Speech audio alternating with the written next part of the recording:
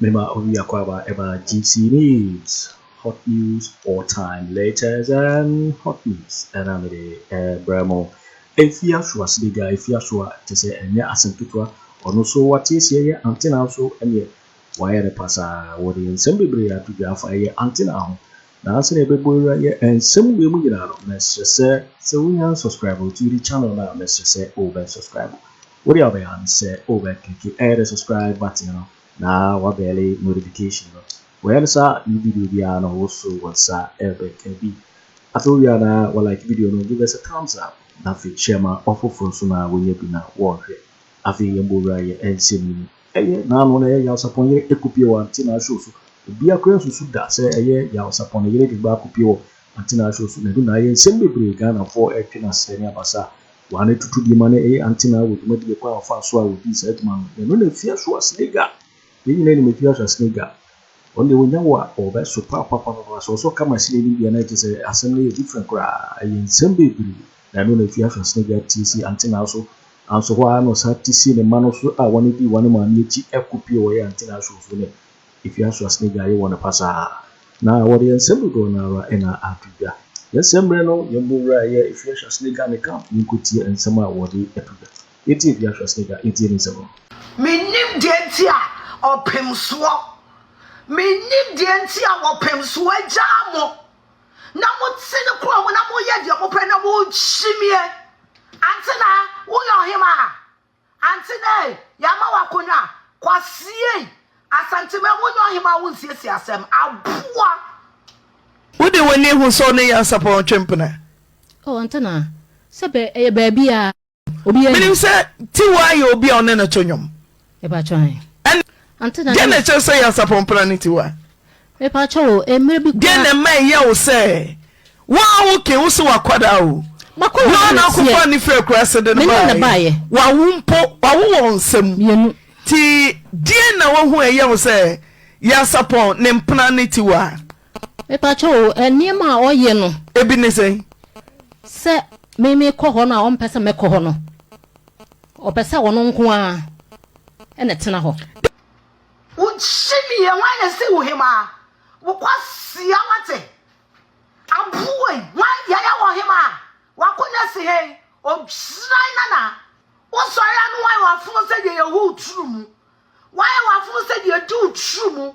O fun po se ye wan akɔhye kwasia wate.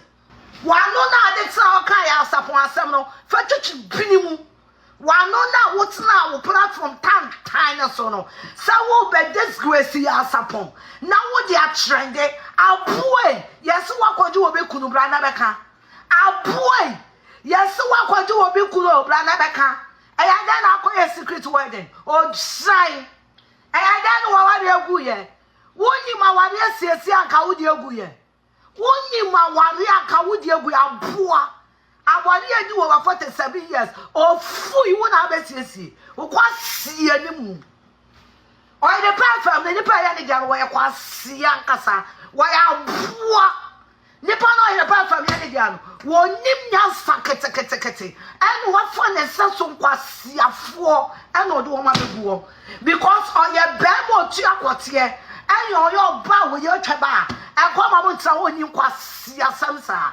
Wo ye chimi fo wate. En no ade ya Sarpong wo ya aboa wo sa na no. Na ba betla ha. En no Tiwaa no. En no Tiwaa no. En adan. En I was some boss. Asema boss. Aboa ya Sarpong wa resamo na abeji. Ya Sarpong brand do na manage. Auntie Naa, are you a brand yet? Auntie Naa, what in your building will brand we? We are brand ambassador for how many products? What in your building solid brand? Before you talk about and Kawabana someone me ready abanemana so.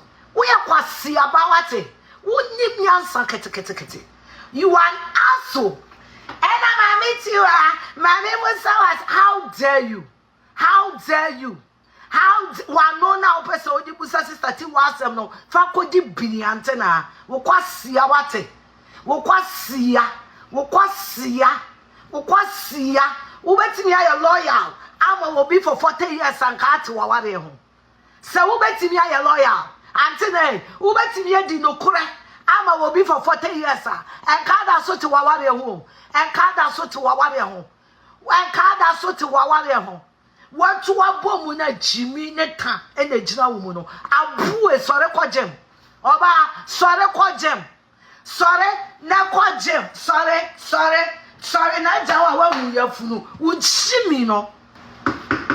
Montimi transit discussing bibia. Montimi discussing overweight on. Montimi transit discussing bibia.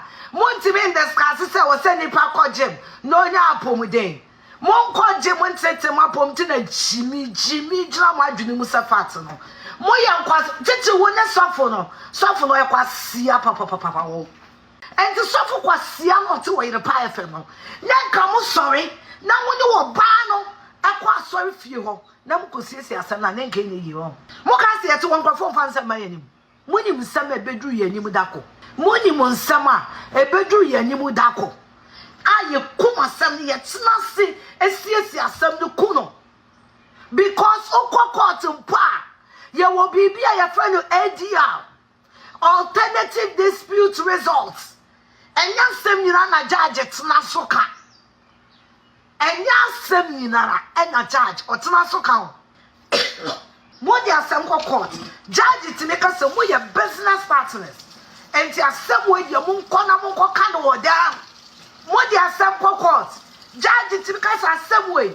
mo ye anamfofo mo koka no wodem mama san kan sam nchirawo Ghana somebody divorce court na mo ba ko eye celebrate ya somebody divorce court na mo ba ko ye celebrate ya judge no kutie wo ne dem enye divorce asem ni na ne tie wo bedwa mu na chese wo mo kwa ya mo to bi so mo ni asem no enya asem ni na mo di wo bedwam aye wo mfumpu ni wo mfumpu se de wo ya koshoko advert ale jina ena die ya papa ya sapo wa no na wo di bi no safa be di mi bi kwasiaba wo ja wo nyansa ho kwasiaba wo ya kwasiaba wo Auntie Naa no we are kwasia papa.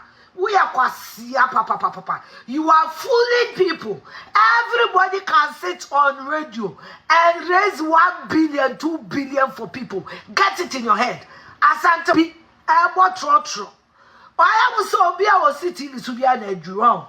Why a brand ambassador for why? Auntie Naa no company be na assign no so ye nyansa dia.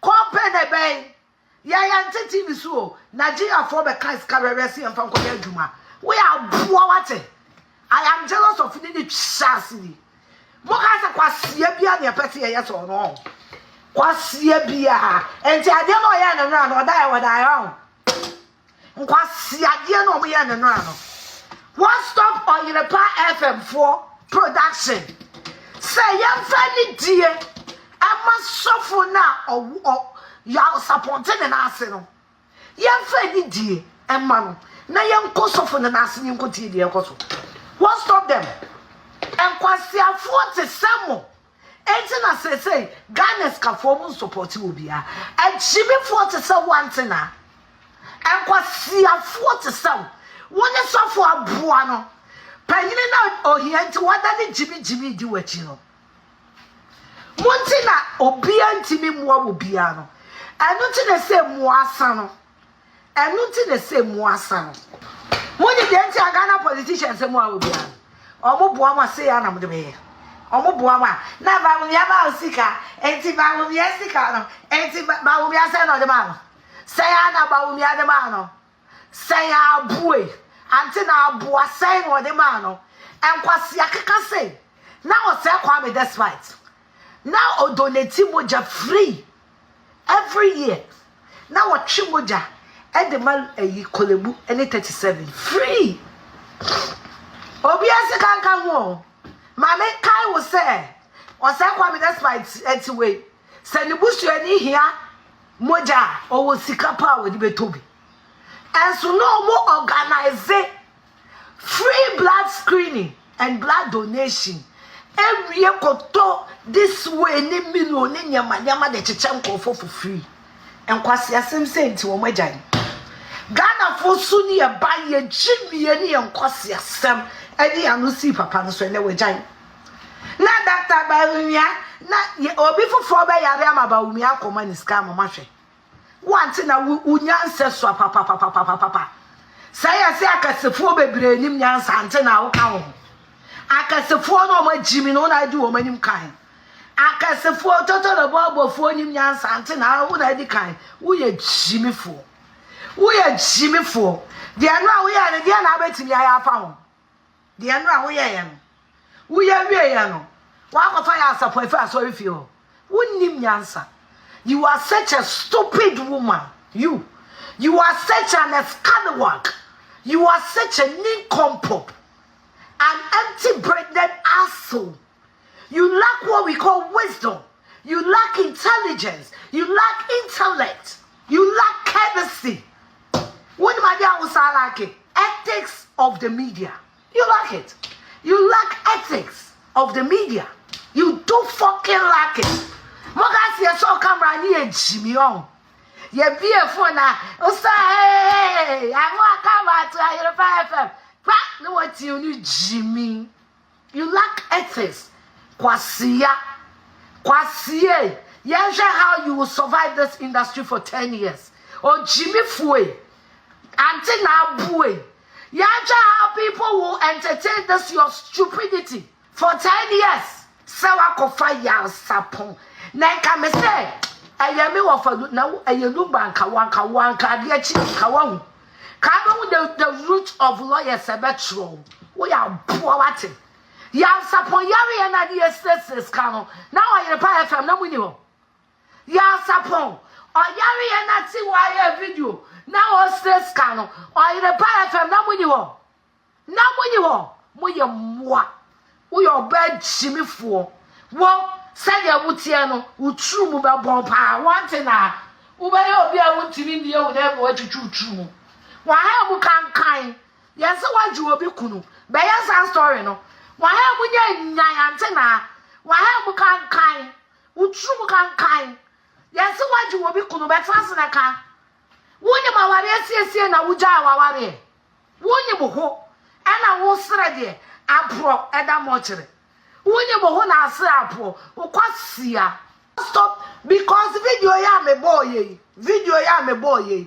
ya support on Tiwaa and video ne ba ye ya support on Tiwaa ba na video ne ba ye relationship be na wo ne ntem Tiwaa because me Tiwaa se moyen so your program is but kakra minimum I have to listen to the show from the start personal Gyamfi we are boaba who can say me ni I should listen to those idiots. We are kwasia. I listen to enough. And the enough is she has no gas, no effrontery to discuss your Sarpong. When your Sarpong is not in the mental position to defend himself, he has no effrontery to discuss your Sarpong. When your Sarpong is not in the mental state to defend himself, that is enough for me to know. Men kwasha Auntie Naa Jimmy fo no mo ka se me twa nkwasiafo wo TV so ho me fam se kan koto TV en kwasha nkwasiafo mo na mo nyim de mo nyim TV be yo o Jimmy pa so we ka ta asem no me nkwasha Auntie Naa ka se mo abu anti ye nyina ye moa ho mo abu anti no ye nyina ye moa mo ka se mo amu anti no wa abu anti ye nyina ye moa wa abu anti ye nyina ye moa only rights, only any room, only rights, only any room to discuss your Sarpong. Whereby your Sarpong who are children, abe siriska no wama. Your Sarpong who are children, no abe siriska. Now Oyerepa muwe, money mu ona buano, mama no. Ja go and watch the whole show. Muni shiyo, muni aduma, emwa. Meme nkwasho Oyerepa we kwasia papa na YouTube kura me hwe me family TV nkwasho Oyerepa moye nkwasia fo papa obi osho Oyerepa bia we ejimifo obi o hesa Auntie Naa program bia wo kura low IQ Obia ni wa wodwen kwa akira sa program no hwe. Obia ni wa wodwen kwa akira sa program no hwe. All because our be a problem. And it's a winner problem no one timi ni wo fiefo anka. Na de call Oyerepa we aboa. Omo mo transe so hwe no mo ye moa. Enkwasiafo na hwe Oyerepa o. Wa woni petitu bi so to hwe Oyerepa. Enkwasiafo ejimifo nipa a wo madwene entimi nwene enkwa echi ena omo hwe Oyerepa. Meda show bi se wo discuss o siesie obi awaresem obi ono na ware egu. Ha? Me hwe Oyerepa sue nyansade ebe ne wo. Nyansade ebe pa no Oyerepa omete wo omo kire wo. Odi wo twa. Madam Kasami enko odi wo tru. Eno na me go hwe Oyerepa. Ah? Well, I've got news for you. I don't do local TV in my house. Me fear you're local TV. You're DSTV. No matter ESPN. Me ba pe na be cartoon. What I say? Na me so mete Al Jazeera ni CNN. Na me hwe ba bi ewiase edin eko. Ewiase eko. Last week me ni bi kun call baby. Ya order aduane no robot na de baaye. Baby ewiase kona na mpesa me hwe. Me ko hwa hwan ya Oyerepa aboa ti no aka compound house. Me ko hwa hwan ya Oyerepa ajimifo. Instead of them to take Sarpong to hospital, they took him to the church. And then the banner Oyerepa University no na de call church no. And then the banner Oyerepa University no. And then the bad Jordan no na de call. And then the bad Jordan no and na de call. The banner pray busa na say e dia no de 25,000 a year ya. Na me na me ka say ye tete amadu wo mu school so mu kosua nyansa. Se wo university graduate, wo maame po na ajimi. E na wo maame na aye depressed. E na wo maame na ntensem bi ase a. Wo papa di wo ko school, se kosua nyansa. Na se wa bodamo se stroke affecting na jini Oni mo a obetimi agina mama no kosua nyansa ne be gina ma no enti nyansa wo kosua wo university no e na do a wo de wo maame ko radio so no ya Sarpong ma mema no mo ye moa mo ye nkwasiafo ya Sarpong awo se ne kote mo ye mema mo nwene mo nim nyansa ya Sarpong ma mema no mo ye nkwasiafo bebre enka mo maame buafu no mo na mo dwodwo na koma asemo ya asema ye tena senye busuafo na eka eno mo kwa Auntie Naa le kosi sen mo kosi mo papa ntom afin wa ayi bedroom mo papa wa conduct respect for himself for over 40 years entinura mema kantinka mo di me maame achi ekogu mo ho anim ase no ene ne mwanya ade na mwanya mabusua bunsem ene se dan kwasiafo ano ene obi a won se fata bi e ka bi obi ansa se wo ka bi e ka bi ade bia na mwanya de amokwa ka anra na betu Tiwaa Afia sorry fio de amokwa ka anra no Tiwaa no won na be fa ya Sarpong free sorry fio ho ana on na be fa ya Sarpong free hospital ho ana according to mo na mo de ne kwoto asori fie ho enti na ona mo koye no ma ko kire se mo se mo papa sika ya Sarpong wa bragu we na no andama Afia me bada na ni o Afia Jordan wa jimi papa we kwasia papa unim nyansa we jimi fo time mo papa ya we ni mo ye den no time mo papa ya we ni mo ye den no o papa ya we ni mo ye den no Tiwaa esu no na Tiwaa esu no na wo sesre ska no na mo now don't come and put your stupid ass here and say you didn't watch the program. I'm not gonna watch that stupid program. I am not stupid like you. Me se program no mo amusho mo yankwasiafo makawie Auntie Naa program no wo ahwo wo yakwasia. Don't come and tell me I did not watch that program. Should I go and watch stupid program? Mo ka se me Jimmy Samuel. Ah? Emwe. Mo ka se me Jimmy Samuel. Say you did not watch that program. Oh, Jai, Kwasia. Men family men go share Jimmy. If I won't bang, now me can't say. Tiwaa on the Kofa Sarpong free hospital, but to us with you. Now me can't say Tiwaa on the Kofa Sarpong a free hospital, ever to us with you. Now me gives a sign and mano. Mona muko sum ne to us with you. Mona muko and Muswam. Echo Auntie Naa no ya Sarpong muja na mahwan Muswa mo ho Echo Auntie Naa no muja ya Sarpong mahwan mo ko asem ko guti wa ani ase no satan no na mo hwe se hwan e na hwe ayi ya Sarpong muja na mahwan muja na mati wa akoro na muja na mati wa akoro no Echo Auntie Naa yo ji for we ni ensema ye efia swasnega ebituga wo brobro sebebe so etutu bi mane eye Auntie Naa ni gina ye ya Sarpong se ni gire edi ni kopie wo Auntie Naa so enu na ye ensembe pri agana for twena se ni abasa because jisi ni so na ohwe no se we nya subscribe ya message say over subscribe no like it na our video no ama ofufro so enye bi na wahwe ozo betimi atere wadwen afa eye ensem we gina ho ewo comment box ni Mobeti Minkabi in my next video. Thanks for watching. Like and share the video.